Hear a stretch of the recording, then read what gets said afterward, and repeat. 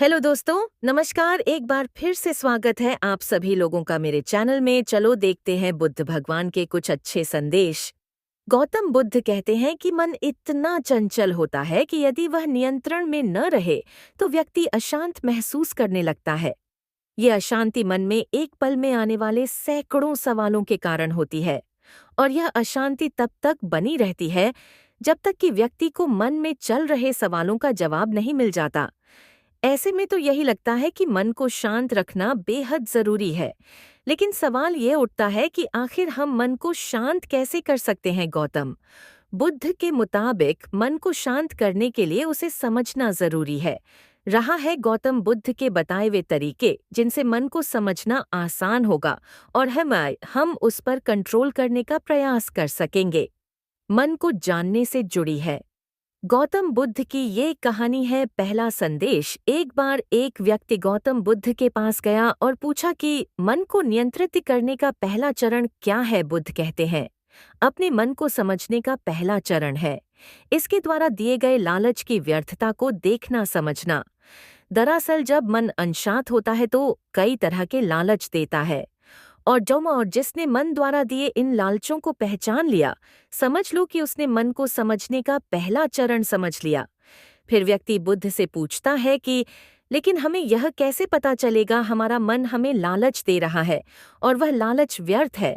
इसका जवाब देते हुए बुद्ध कहते हैं, अनुभव से।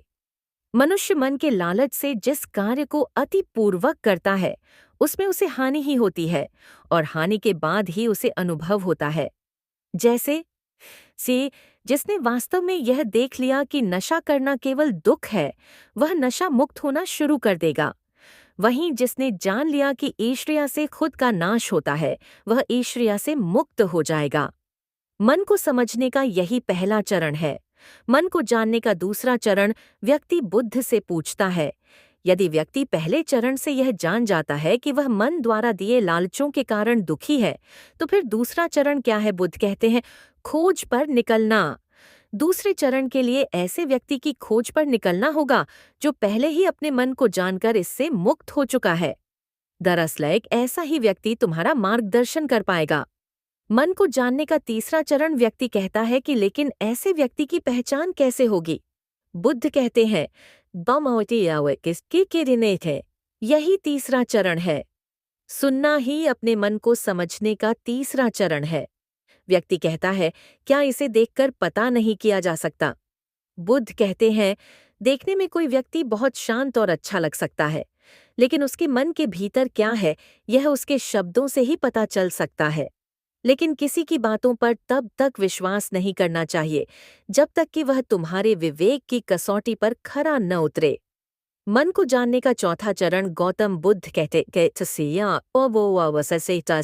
बुद्ध कहते हैं कि कर्म ही मन को समझने का चौथा चरण है।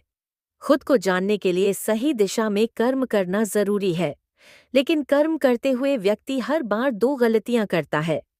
पहली गलती यह कि शुरुआत ही नहीं करना, और दूसरी गलती यह कि पूरा रास्ता तय न करना।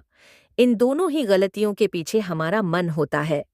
व्यक्ति अपने कर्म को पूरा इसलिए नहीं कर पाता क्योंकि वह सोचता है कि मैं कल से शुरुआत करूंगा, तो कोई यह सोचता है कि मैं असफल हो जाऊंगा। इन गलतियों का मुख्य कारण है जागरूकता की कमी। इसके बिना मन व्यक्ति को सही दिशा में चलने ही नहीं देता।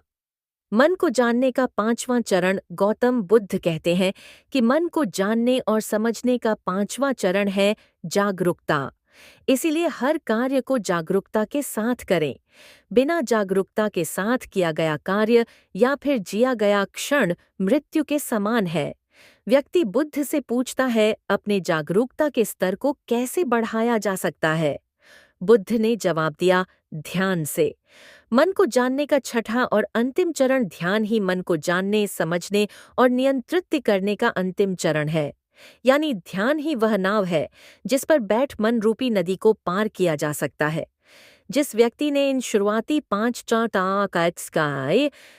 चरणों से मन को जान लिया, उसने अपन मन को जीत लिया, उस पर काबू पा लिया।